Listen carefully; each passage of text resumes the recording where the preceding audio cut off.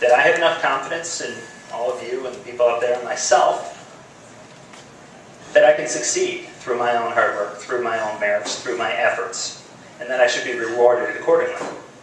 The other view of the world, the view that's predominating in Washington today, is the opposite. I can't trust you to take care of yourself. I don't think you can succeed without my help. I think you need the government in your lives to help you do those things.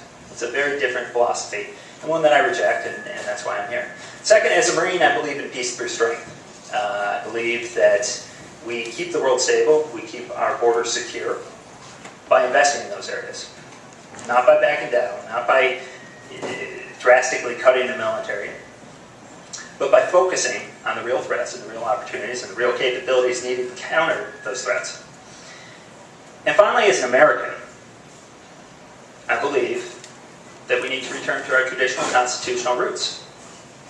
We have this document that for 230 years has described an ideal of government that has made us the nation that we are today.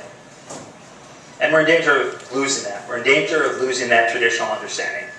The 10th Amendment is something that's forgotten.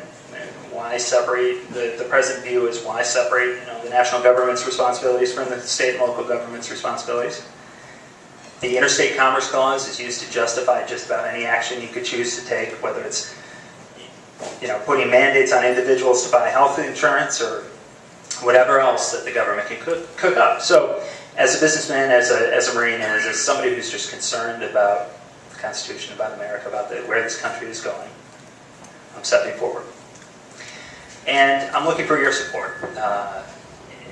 And let me tell you a little bit about why this race is winnable and why you all should get involved and do more of what you're doing tonight. As Ed mentioned, Scott Brown won this district. That's huge. That does a couple of things. One is it allows me to go nationally and say, hey, this is winnable. But even more importantly, all those people who came out and helped Scott win on January 19th, who knocked on doors and put up signs and made phone calls, on January 20th, they were looking for the next thing. They had tasted blood, and they wanted more. They saw the power of citizen activism, and they saw how we can make a difference, even here in Massachusetts, in choosing who we send to Washington to represent us. So those people are engaged, they're active, and they're helping.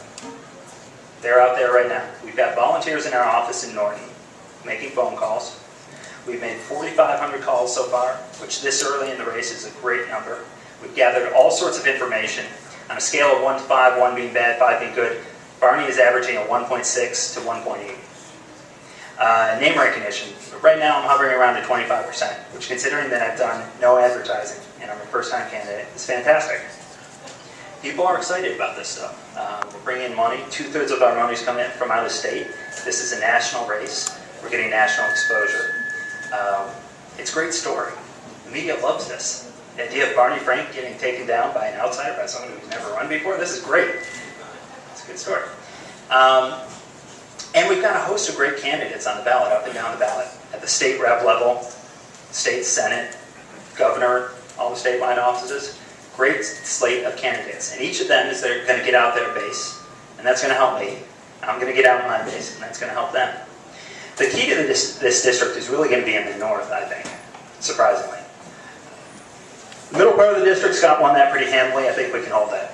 The southern part of the district, the south coast, I think we can pick up a few votes, but we're not going to make huge inroads. I think there's a couple of communities we're going to focus on, the Portuguese and some others. The north, though, Newton, Brookline, actually I think we're going to do a lot better there than Barney and others would expect. And I think Barney has a similar thought.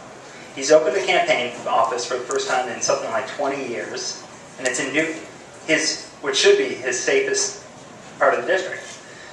But he's concerned enough that he's opening a campaign office there. So we're going to have one in Newton too. We've got one in Norton, which is midway down. We're opening Freetown July 1st.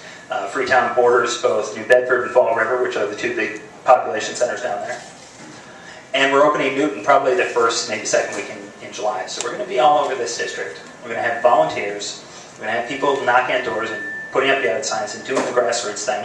And at the end of the day, although we won't raise as much as Barney, we don't need as much as Barney. So here we are. We've got a race we can win. We've got all the reason in the world to do it. We've got a bunch of active supporters. And each day I get more optimistic about this race. Each day I get more optimistic about our chances of really making a difference, of really helping to turn the tide, helping to get us back on course, and make this country what it once was and what it should be.